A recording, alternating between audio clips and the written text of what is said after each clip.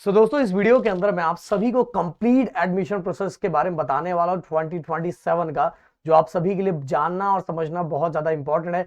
क्योंकि ये नहीं समझने की वजह से पिछले साल और कई सालों में हमने ये चीजें देखी है कि बहुत सारे बच्चे फॉर्म सही तरीके से नहीं भरते और सही टाइम पे जो चीजें करनी चाहिए वो करते नहीं है। इसीलिए अगर आपको पहले से ही हर चीजें पता रही है तो आप पहले से तैयार रहोगे। एंड गाइस, आप सभी को कैप राउंड्स के लिए क्या क्या, जब भी हम एप्लीकेशन फॉर्म भरते हैं तो उसके अंदर हमें क्या क्या डॉक्यूमेंट चाहिए रहता है, उससे रिलेटेड अगर वीडियो चाहिए तो कमेंट बॉक्स में ओनली डॉक्यूमेंट लिख देना। एंड प्लीज वीडियो को लाइक करके एंड चैनल को सब्सक्राइब करके जरूर जाना, क्योंकि यहाँ सभी प्रोसेस में कंप्लीटली फ्री बताने वाला हूँ। डिस्क्रिप्शन में मेरा स्पेशल व्हाट्सअप चैनल का लिंक भी दिया, उसको ज्वाइन कर लेना। तो चलो बिना देरी के एक चीजें मैं बताना स्टार्ट करता हूँ और बहुत ध्यान से सुनो। एक एक पार्ट को हेडफोन लगा लो, कहीं कोने में बैठ जाओ, क्योंकि जानना और समझना बहुत ज्यादा जरूरी है। सबसे पहली बात तो जैसे एडमिशन प्रोसेस, जैसे आपका स्कोर कार्ड आ जाएगा, स्कोर कार्ड आने के बाद सबसे पहले आप सभी का एप्लीकेशन फॉर्म भरा जाएगा। ओके, बेसिक इंफॉर्मेशन जो होता है वो भरा जाएगा।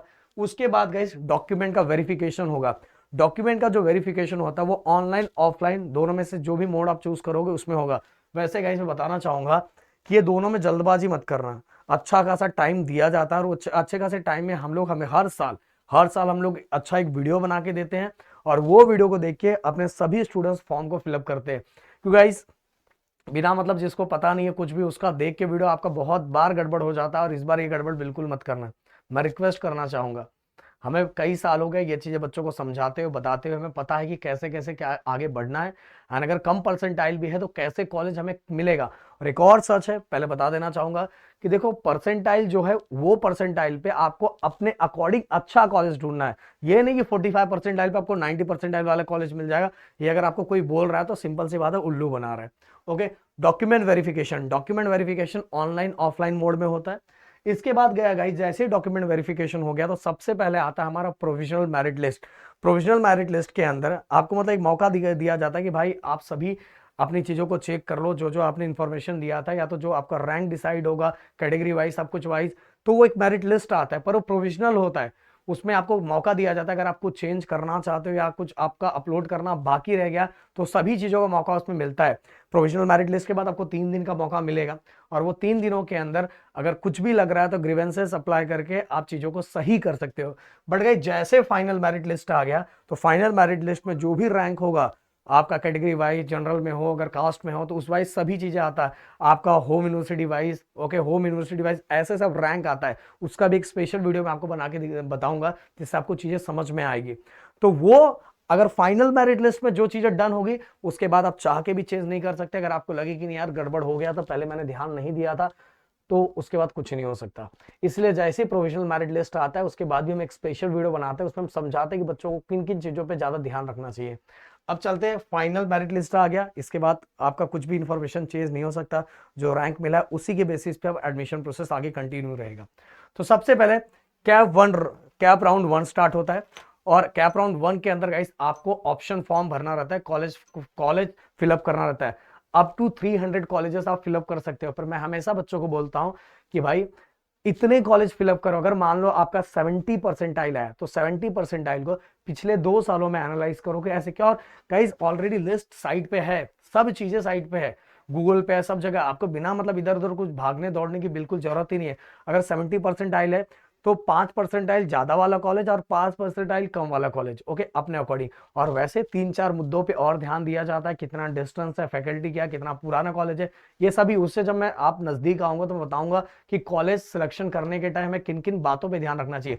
और कुछ कंडीशंस भी होते हैं गाइस, देखो कंडीशंस आपसे अच्छा आपके कंडीशंस को कोई नहीं जानता।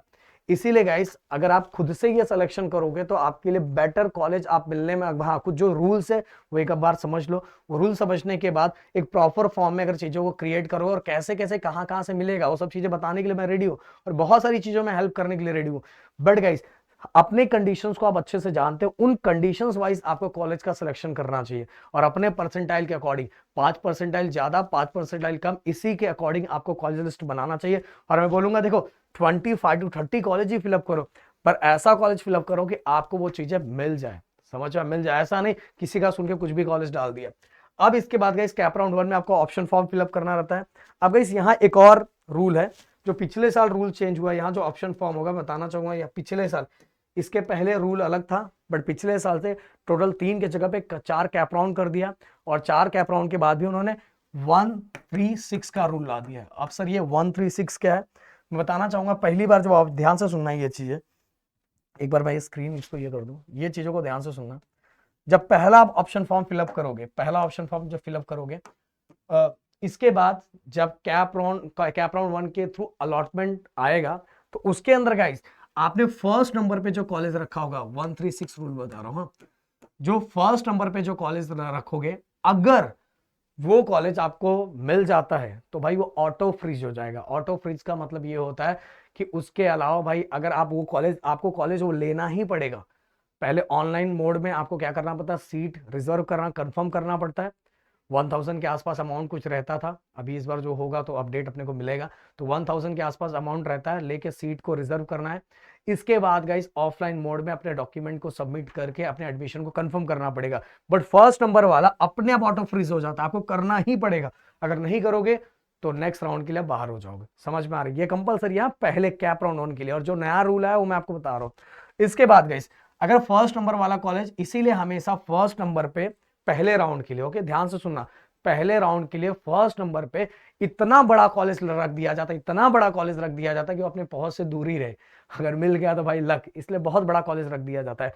या तो कोई ऐसा रहे कि मेरे परसेंटाइल के अकॉर्डिंग मुझे यहीं जाना है भाई, यही मेरे को चाहिए, तो बंदा वो भी रख देता है कि अगर उसको वो कॉलेज मिल गया तो चलेगा, उसको वही चाहिए। बट अगर जिसको कंफ्यूजन है तो फर्स्ट नंबर पे सीओपी ही रख देता है, कोई टेंशन नहीं मिलेगा तो भी कोई टेंशन नहीं, इसलिए फर्स्ट नंबर पे एकदम टॉप कॉलेज रख देता है। अब गाइस फर्स्ट के बाद पहले राउंड के बारे में बता रहा हूँ, कैप 1 के बारे में बता रहा हूँ, ध्यान से सुनना। Second, third, fourth, fifth, six, मतलब फर्स्ट को छोड़ के नीचे के कोई भी कॉलेज अगर आपको अलॉट होता है तो आपके ऊपर ऑप्शन हो, आपके ऊपर रहता है, चॉइस रहता है कि आपको क्या करना है। आप सेल्फ फ्रीज कर सकते हो, मतलब खुद से अगर आपकी चॉइस है, मान लो आपको 4th नंबर का कॉलेज अलॉट हो गया, इसीलिए जब हम सीक्वेंस बनाते हैं तो हम बहुत सोच के सबसे मतलब किस तरह से एनालाइज किया जाता है, ये सभी ऑटोमेटिक सिस्टम होते हैं और अपने आप ही। इसीलिए जब कॉलेज आप रखते हो तो फर्स्ट नंबर पर सबसे टॉप रखोगे, सेकंड नंबर पर थोड़ा उससे कम, सेकंड नंबर पे उससे थोड़ा कम, फोर्थ नंबर पे उससे थोड़ा कम, इस तरह से लिस्ट बनाया जाता है। नहीं तो अपने हिसाब से कुछ भी ऐसा रख दोगे नहीं चलेगा भाई, कहीं भी कुछ भी नंबर का कॉलेज रख दिया, पता है सेकंड नंबर पे खराब कॉलेज रख दिया और फिफ्थ नंबर पे अच्छा कॉलेज रख दिया, तो मतलब पीसी को ऐसा लगेगा कि सब ये सब ऑटोमेटिक होता है, ऑटोमेशन होता है अपना, तो पीसी को ऐसा दिखाई देगा, उनको लगेगा यार आपने जो ऊपर रखा है वो कॉलेज आपको चाहिए, तो ये कॉलेज खराब था आपने ऐसे ही रख दिया था, तो ये कॉलेज आपको अलॉट हो जाएगा। इसीलिए जब हम सीक्वेंस रखते हैं तो सबसे ऊपर अच्छा, उसके नीचे थोड़ा खराब, उसके नीचे थोड़ा खराब, उसके नीचे थोड़ा खराब, ऐसा एक लिस्ट बनाया जाता है। तो पहले राउंड के हिसाब से फर्स्ट नंबर वाला कॉलेज मिला तो ऑटो फ्रीज हो जाएगा, और नीचे का आप क्या कर सकते हो, दो ऑप्शन है, एक सेल्फ फ्रीज कर सकते हो। सेल्फ फ्रीज का मतलब ये होता है कि आपको उस कॉलेज में एडमिशन चाहिए तो आप वहां ऑनलाइन मोड में पैसा पे करोगे और इसके बाद ऑफलाइन मोड में विजिट करके अपने एडमिशन को डन कर दोगे। बट गाइज आपको टेंशन की नहीं सर, ये जो कॉलेज मिला है ना सर, मेरे को ना सर आगे भी राउंड में जाना है सर, पर आगे राउंड में जाते समय ना सर मुझे डर लग रहा है, अगर अगले राउंड में मुझे कॉलेज नहीं अलॉट हुआ तो सर मेरा गड़बड़ हो जाएगा ना सर, ये भी मेरे हाथ से चला जाएगा। इसीलिए गवर्नमेंट ने, सीईटी सेल ने यहाँ एक रूल रखा हुआ है, betterment for not freeze, okay, not freeze for betterment, sorry, not freeze for betterment, ऐसा करके not freeze for betterment option अगर आप चूज करोगे तो उसके बाद क्या होगा कि मान लो आपको 4th नंबर का कॉलेज अलॉट हो गया, आपने आपने ऑप्शन चूज किया नॉट फ्रीज फॉर बेटरमेंट, ये कर दिया। बेटरमेंट का मतलब होता है कि आप अगले राउंड में जा रहे हो इससे भी बेटर कॉलेज पाने के लिए। अगर मान लो कैप राउंड 2 में आप गए, आपको कॉलेज अलॉट नहीं हुआ, आपने not freeze for betterment option select किया हुआ है, तो भाई अपने आप अगर यहां अलॉट नहीं हुआ तो ये कॉलेज फिर से आपको अलॉट हो जाएगा। इसीलिए not freeze for betterment option better होता है। अब ऐसा मान के चलो एक और ऑप्शन आपके पास है, 4th नंबर का जो कॉलेज है वो आपको अलॉट हुआ है पर आपको चाहिए ही नहीं, भले लोग कितना भी बोल दे नहीं सर मेरे को चाहिए ही नहीं, चाहिए ही नहीं, तो भाई कुछ भी मत करो, उसको कुछ भी टच भी मत करो, जैसा अलॉट हुआ उसको छोड़ दो, अब चुपचाप नेक्स्ट राउंड में चले जाओ। बस नेक्स्ट राउंड में जाने के बाद अगर यहाँ कॉलेज अलॉट नहीं होता है तो ये भी कॉलेज आपको नहीं मिलेगा, क्योंकि आपने कुछ भी टच भी नहीं किया, आप बोले थे नहीं सर मैं कुछ भी हो जाए पढ़ाई छोड़ दूंगा पर ये कॉलेज मेरे को नहीं चाहिए, तो आपको कुछ नहीं करना, तो ये भी एक ऑप्शन है। तो ये कैप राउंड 1 के लिए हो गया। अब कैप राउंड 2 के लिए मैंने क्या बता, वन वाला रूल हो गया, 3 वाला रूल।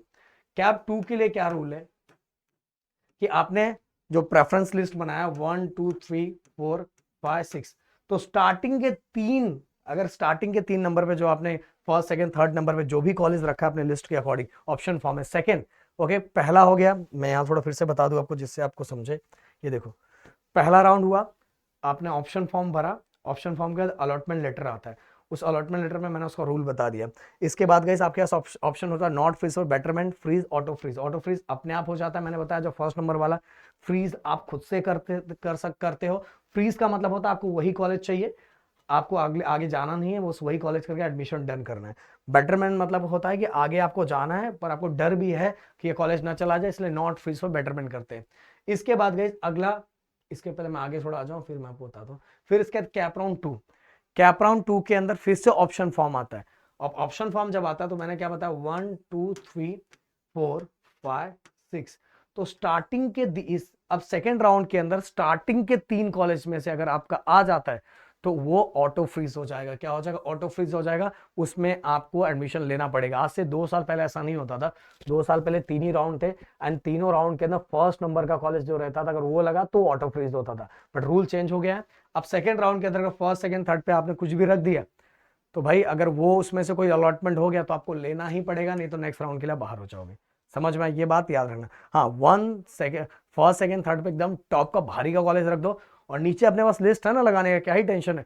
फिर नीचे से अगर मान लो 5th नंबर का कॉलेज आपको अलॉट हुआ, 5th नंबर का कॉलेज अलॉट हो गया तो आपके ऊपर है आपको क्या करना है। आप चाहो तो उसको सेल्फ फ्रीज कर सकते हो। सेल्फ फ्रीज का मतलब होता है आपको एडमिशन चाहिए। आप चाहो तो नॉट फ्रीज फॉर बेटरमेंट कर सकते हो, मतलब नेक्स्ट राउंड में आपको जाना है वो कॉलेज लेके साथ में जाना है तो कर सकते हो। या तो गाइस आप उसको टच ही मत करो, भाई मैं पढ़ाई छोड़ दूंगा, मेरे को कॉलेज नहीं चाहिए, तो चुपचाप छोड़ दो, अपने आप नेक्स्ट राउंड में चले जाओगे। ऐसी आप हो गया। फिर इसके बाद आपका कैप राउंड 3 आ जाएगा। कैप राउंड 3 के अंदर फिर से आपको ऑप्शन फॉर्म फिलअप करना रहेगा। बट मैंने 1 बता दिया, 3 बता दिया, अब 6 रूल। 6 रूल का मतलब ये होता है गाइस, अब स्टार्टिंग के 6 जो भी आपका प्रेफरेंस लिस्ट है उसके अंदर 1 2 3 4 5 6 स्टार्टिंग के 6 नंबर तक आपने जो भी कॉलेज दिया, अगर इसमें से कोई भी अलॉटमेंट हुआ तो आपको लेना तो लेना ही पड़ेगा, ऑटो फ्रीज हो जाएगा। और इसके बाद का जो रहेगा अगर उसमें से कोई अलॉटमेंट होता है तो भाई वो आपके ऊपर, आपको लेना है कि नहीं लेना है। ऐसा ये 6 1 3 मतलब पहले राउंड में 1, दूसरे में 3 और तीसरे में 6। और इसके बाद गाइस फोर्थ इस बार से जो स्टार्ट हुआ है, मुझे लगता है इस बार भी आप लोगों के लिए भी रहेगा, क्योंकि पिछले साल वाले बच्चों के लिए था तो आपके लिए भी रहेगा। चौथा राउंड, चौथे राउंड के अंदर क्या होगा गाइस, उसके अंदर क्योंकि उसके बाद तो राउंड, उसके अंदर दूसरा राउंड इंस्टीट्यूट राउंड होता है, स्पॉट राउंड होता है, पर कैप राउंड वहां खत्म हो जाता है। तो कैप 4 में क्या होता है कि जो भी जिसमें भी जो भी अलॉटमेंट हुआ वो आपको लेना ही पड़ेगा, नहीं लेना पड़ेगा तो फिर ऑप्शन रहेगा ही नहीं आपके पास, फिर वही सब ऑप्शन है। कैप राउंड तो वहीं खत्म हो जाता है, इसलिए उसमें से जहां भी मिले बच्चे ले ही लेते हैं, समझ के भी लोगों लास्ट राउंड होता है। तो इस तरह से ये पूरा पूरा का पूरा मैंने प्रोसेस बताया। इसके बाद भी राउंड है, स्पॉट राउंड है, इंस्टीट्यूट राउंड है, बट भाई कैप राउंड तक ही कॉलेज मिलता है अच्छा खासा, नहीं तो बाद में फिर समझ लो ऊपर वाले के भरोसे ही सब चीजें रहती है। और सही से दिमाग लगाओगे अपने अकॉर्डिंग चीजों को, बिना मतलब किसी का सुन के, भाई वो बोलेगा तेरे को 70% पे मैंने भारी वाला कॉलेज दिला दूं, क्या भारी वाला कॉलेज दिलाएगा, और भगवान थोड़ी है भाई। 70% पे आपको 70% वाला ही कॉलेज मिलेगा, जो कट ऑफ लिस्ट का इस बार क्राइटेरिया रहेगा वही मिलेगा। अब एक और अच्छी तरीके से एनालाइज कर सकते हो, पिछले 2 साल का डाटा निकालना किसी भी कॉलेज का, पिछले से 2 साल का डाटा निकाल के कैप 1 पहले फिलअप कर रहे हैं। तो सबसे पहले ये देखो कि पिछले 2 सालों के अंदर अगर हर साल उस कॉलेजेस के अंदर कट ऑफ में कितना चेंजेस आया हो, कितना बढ़ा है, 0.7 बढ़ा है, 0.8 बढ़ा है, कितना परसेंटाइल इंक्रीज हुआ है। तो वही परसेंटाइल इंक्रीज करके मान लो आपका पिछले साल, ऐसा मानता हूं 2 साल पहले 76 पे मिलता था, फिर पिछले साल जस्ट एग्जांपल दे रहा हूं 76.3 पे मिलने लगा, तो आपको समझ में 0.3 बढ़ा हुआ है। और तेरे भाई का ना 75 है, तो क्या गेम खेल सकते हैं? हाँ गेम खेल सकते हैं। मैंने हमेशा बोला 75 है तो 70 से लेके 80 तक के कॉलेजेस आपको भरना चाहिए। ओके, 70 से लेके 80 तक कॉलेजेस भरने चाहिए। इसी तरह से ये नहीं कि आप पता चला कि भाई ऐसे ऐसे कॉलेजेस भर दिया, इसका लेना देना नहीं है, और उसमें भी कुछ चीजों का सेक्रीफाइस करना रहता है कि अगर आपको कॉलेज अच्छा चाहिए तो कोर्सेस में सेक्रीफाइस करना था, कोर्सेस अच्छा चाहिए तो कॉलेज में सेक्रीफाइस करना पड़ता है। एंड गाइस अगर मेरा मानो तो मैं उस पर वीडियो बना के बताऊंगा कि मैं क्या सोचता हूँ कि स्टूडेंट्स को अगर ऐसा कुछ है तो किन चीज़ों में सेक्रीफाइस करना चाहिए मेरे अकॉर्डिंग। देखो पर्सन टू पर्सन चीज़ें वेरी होती है, बट अपना तो लाइफ ही इंजीनियरिंग स्टूडेंट्स के साथ बीता हुआ है। अपना तो चैनल स्पेशल उसी का डिस्क्रिप्शन में लिंक मैं दे रहा हूँ, उसको जरूर सब्सक्राइब कर लेना। तो मुझे हर चीज़ें पता है, मैं जानता हूँ, मैं तो हर साल देखता हूँ कि बच्चों को क्या हाल रहता है, क्या होता है। देखो आप कितने बड़े कॉलेज में चले जाओ, एक बात याद रखो, इंजीनियरिंग स्टूडेंट्स को पढ़ाई खुद से ही करना पड़ता है। सिलेबस क्या बोलते होता है, सही बोल रहा हूँ? सिलेबस कभी भी कितने बड़े कॉलेज में चले जाओ, हमारे सामने भी बैठे हुए हैं, कितने बड़े कॉलेज में जाओ, सिलेबस कभी नाम भर स्टार्ट में ही कुछ जो खत्म होता है, उसके बाद सब सिलेबस खुद से खत्म करना रहता है, और तब तक बच्चे सब समझ और सीख चुके रहते हैं। ओके, तो जो चीज़ें मैंने बताई जरूर आप उसको फॉलो करोगे। मिलते हैं नेक्स्ट वीडियो में। Thank you so much guys, जय हिंद दोस्तों।